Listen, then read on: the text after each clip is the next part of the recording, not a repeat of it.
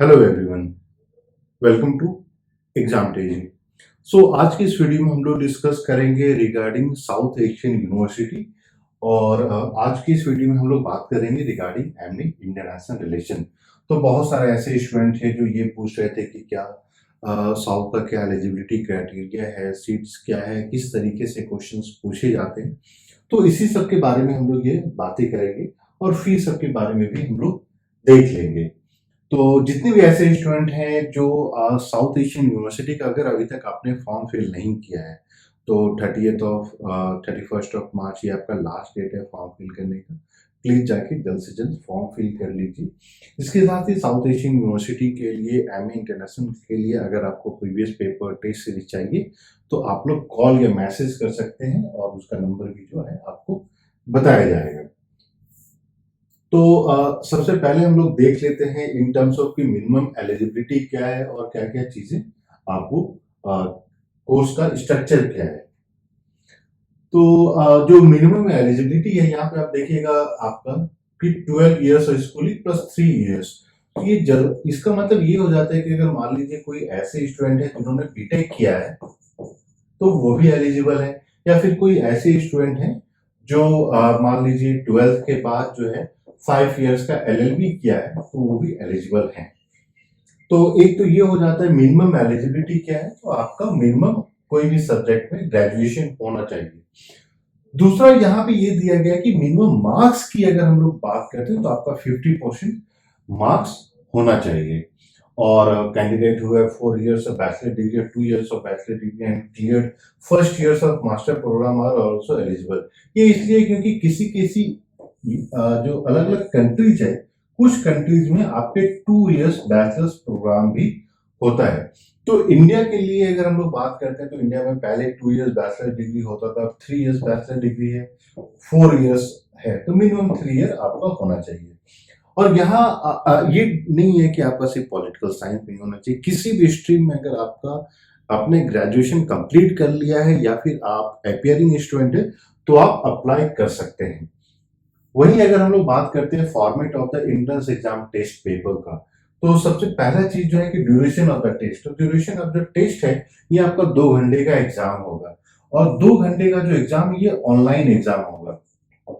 Online exam मतलब computer based, CBT computer based test.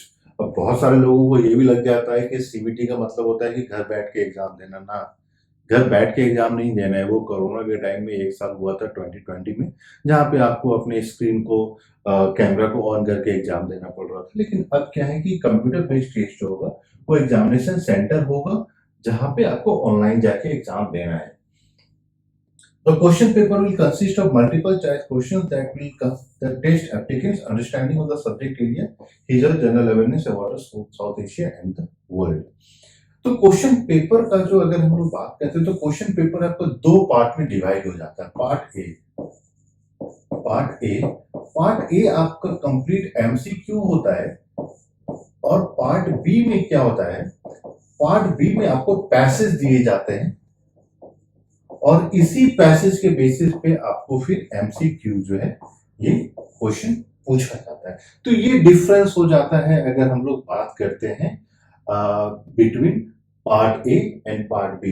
Part A आपका independent हो जाता है। फॉर एग्जांपल इसमें बुक्स के बारे में पूछ लिया जाता है कि कौन से ऑथर ने लिखा है, या किसी ये पूछ लिया जाएगा कि नेपाल के पार्लियामेंट का नाम क्या है। इस तरीके से क्वेश्चंस पूछे जाते हैं। और एग्जाम ट्रेजरी की तरफ से जो है आपको पास्ट पेपर्स भी मिल जाएंगे और टेस्ट सीरीज भी मिल जाएंगे। तो इसके लिए आपको कॉल करना है 8448878849। और एक सेपरेट वीडियो में हम लोग ये भी डिस्कस करेंगे कि 2022 का जो क्वेश्चन पेपर था उसमें किस तरीके से क्वेश्चंस पूछे गए थे, तो आपको एक रफ आइडिया मिल जाएगा। और मोस्ट इंपॉर्टेंट पार्ट की कोई भी नेगेटिव मार्किंग नहीं है। तो ये हो जाता है कि क्वेश्चन पेपर किस तरीके से आएगा, और एक सैंपल पेपर भी हम लोग यहाँ पे डिस्कस कर लेंगे। और अब एक बार पहले क्वेश्चन पेपर को डिस्कस कर लेते हैं, उसके बाद जो है फिर हम लोग सेपरेटली और फीस एंड ऑल के बारे में भी डिस्कस कर लेंगे। तो यहाँ पे आप देखिएगा कि टेनेंट्स ऑफ लिबरलिज्म, ये आपसे क्वेश्चन पूछ लिया गया। US approach to cold war, ठीक है, इस तरीके से the idea of anarchy can be attributed to. तो ये इसी पैटर्न पे जो टेस्ट सीरीज भी एग्जाम टेजी की तरफ से बनाया गया है, 10 सेट का जो टेस्ट सीरीज होगा, जो 10 सेट का टेस्ट सीरीज आपको प्रोवाइड किया जाता है, जिसके साथ ही जो प्रीवियस पेपर्स होते हैं ये आपको 2022 तक का मिल जाएगा, शायद 2013 से लेकर 2022 तक का। और एक चीज मैं आपको और बता दूं कि सारे टेस्ट सीरीज के साथ साथ जो है JMI, जामिया मिलिया इस्लामिया में भी जो IR का पेपर होता है, तो उसके लिए भी टेस्ट सीरीज 10 जो है प्रोवाइड किया जाता है। तो दोनों टेस्ट सीरीज आपको साउथ के एग्जाम में या फिर जामिया के एग्जाम में, आप जो भी IR रिलेटेड एग्जाम दे रहे हैं वो आपको मदद करता है, ठीक है। अब अब जैसे मैंने बोला कि ये तो आपका कॉमन MCQ हो गया। अब ये आ जाता है पार्ट बी। तो पार्ट बी में क्या बोल रहा है कि read the passage below and answer the questions that follow. This means कि यहाँ पे एक मान लीजिए पैसेज छोटा सा दे दिया गया और इसी के बेसिस पे यूजुअली 5-6 क्वेश्चंस जो है पूछ लिए जाते हैं। तो ये एक सैंपल के रूप में है, इसीलिए यहाँ पे मान लीजिए ट्रू फॉल्स के रूप में भी दे दिया गया है। यहीं पे असर्शन रीजन भी दे दिया जा सकता है, फिलिंग द ब्लैंक्स के रूप में भी दिया जा सकता है। तो इस तरीके से जो है आप बोल सकते हैं साउथ MAIR का क्वेश्चन जो है फ्रेम किया जाता है और आपको आंसर करना है। लेकिन अब देख लेते हैं और बाकी एलिजिबिलिटी के बारे में भी।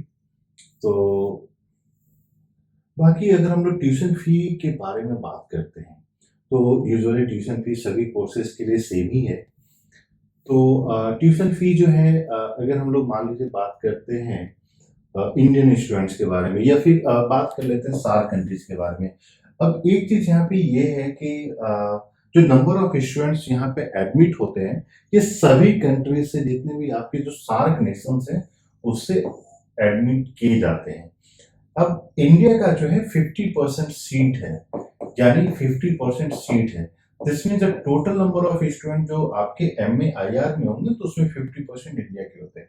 तो पिछले 2-3 साल से हम लोग देख रहे हैं कि 15 स्टूडेंट्स का मेरिट लिस्ट निकाली जाती है, जो उसको की फर्स्ट मेरिट लिस्ट में एडमिशन दिया जाता है।